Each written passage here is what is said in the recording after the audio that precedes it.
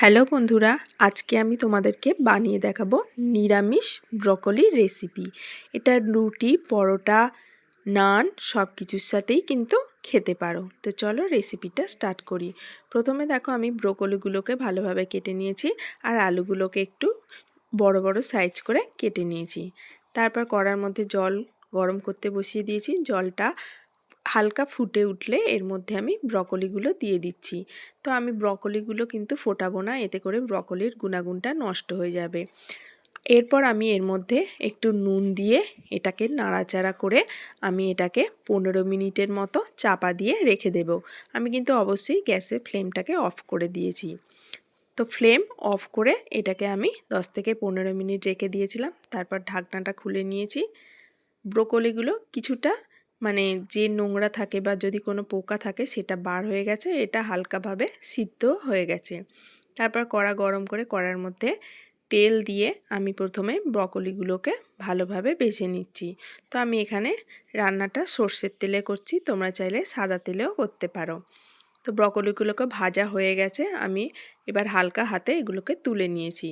তারপর কড়ার মধ্যে আমি আরও কিছুটা পরিমাণ সর্ষের তেল দিয়ে দিলাম আর রেসিপিটাকে আরও টেস্টি বানানোর জন্য আমি কিছুটা এখানে ঘি অ্যাড করলাম। তারপর গোটা গরম মশলা ফোড়ন দিয়ে দিয়েছি। এরপর আমি আলুগুলোকে ওই তেলের মধ্যে ভেজে নেব। তো আমি এখানে বলে রাখি, আমি প্রেসার কুকারে কিন্তু আলুগুলোকে আগে থেকেই একটা সিটি দিয়ে নিয়েছি, তাতে করে রান্নাটা খুব তাড়াতাড়ি হয়ে যাবে। এরপর আমি এতে হলুদের গুঁড়ো দিয়ে ভালো করে নেড়েচেড়ে নিচ্ছি। তো এটাকে আমি ভালোভাবে লাল লাল করে ভেজে নিয়েছি। তারপর এখানে কিছুটা পরিমাণ মটরশুঁটি আমি দিয়ে দিলাম। মটরশুঁটিটাকেও আমি ভালো করে একটু ভেজে নেব। এরপর আমি এখানে কিছু গুঁড়ো মশলা অ্যাড করব। তো আমি আগে হলুদ দিয়েছিলাম, সেই কারণে আমি এখানে সামান্য হলুদ দিলাম। হাফ চামচ ধনে গুঁড়ো, হাফ চামচের থেকে একটু বেশি জিরে গুঁড়ো, 1 চামচ কাশ্মীরি লঙ্কার গুঁড়ো আর দিয়ে দিচ্ছি হাফ চামচের মতো আদা বাটা। এবার সব মশলাকে আমি ভালো করে কষিয়ে নেব। তো এখানে আদা রসুন যেহেতু নেই, মশলাটা কষাতে কিন্তু বেশি টাইম লাগবে না। হাই ফ্লেমে 2 থেকে 3 মিনিট কষিয়ে নিলেই কিন্তু হয়ে যাবে।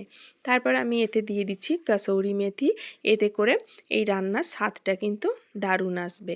তো কাসৌরি মেথিটাকে দিয়ে একটু নেড়েচেড়ে কষিয়ে নেবার পর আমি এখানে সামান্য জল অ্যাড করলাম, যাতে গুঁড়ো মশলাগুলো ধরে বা পুড়ে না যায়।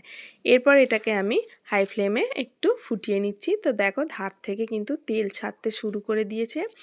পুরোপুরি কষানো হয়ে গেলে আমি এখানে 2টো মিডিয়াম সাইজের টমেটো আগে থেকে পেস্ট করে রেখেছিলাম, সেই টমেটোটা দিয়ে দিচ্ছি। তো টমেটোর একটা কাঁচা গন্ধ থাকে, এটাকে আমি আরও 2-3 মিনিট একটু নাড়িয়ে ছাড়িয়ে নিয়েছি। তারপর এতে আমি দিয়ে দিচ্ছি স্বাদ অনুযায়ী নুন আর দিয়ে দিলাম কিছুটা পরিমাণ চিনি। চিনিটা চাইলে তোমরা স্কিপ করে যেতে পারো, তবে যেহেতু নিরামিষ তরকারি চিনিটা দিলে কিন্তু দারুণ লাগবে। তারপর টমেটোটা যাতে পেস্ট করেছিলাম সেই মিক্সিং জারটা ধুয়ে আমি এর মধ্যে কিছুটা পরিমাণ জল অ্যাড করে নিয়েছি। এবার এটাকে আমি হাই ফ্লেমে 2-3 মিনিট ফুটিয়ে ভালো করে একদম শুকনো করে নিয়েছি। তারপর এখানে আমি হাফ লিটারের থেকে একটু বেশি গরম জল ইউজ করলাম। রান্নায় গরম জল ইউজ করলে কিন্তু তরকারিটা বা যে কোনো জিনিস টেস্টি হয় আর ভালো লাগে। তো এরপর ঢাকনা খুলে আমি এখানে 2টো কাঁচা লঙ্কা আর যে ব্রকলিগুলো ভেজে রেখেছিলাম সেইগুলো দিয়ে একটু হালকা হাতে আমি এখানে নেড়ে চেড়ে নিচ্ছি। তো আমি এখানে সব কিছুকে ভালোভাবে দেখো মিশিয়ে নিয়েছি। তরকারিটা পুরো আমার শেষের পর্যায়ে। তো এখন আমি এটাকে চাপা দিয়ে মিডিয়াম ফ্লেমে 10 মিনিটের মতো রান্না করে নিয়েছি। যেহেতু আলুটা আগে থেকে সেদ্ধ করা ছিল সেই জন্য বেশি টাইম লাগবে না, আর ব্রকলিগুলো খুব কচি, সেই জন্য এটাও সময় লাগবে না। তারপর আমি গ্যাসের ফ্লেম অফ করে এটাকে চাপা দিয়ে 5 মিনিট রেখে দেব। 5 মিনিট পরে আমি চাপাটা খুলে দেখাচ্ছি।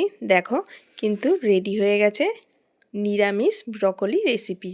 তো রেসিপিটা তোমাদের কেমন লাগলো অবশ্যই কমেন্ট করে জানাবে আর একবার হলেও ট্রাই করবে।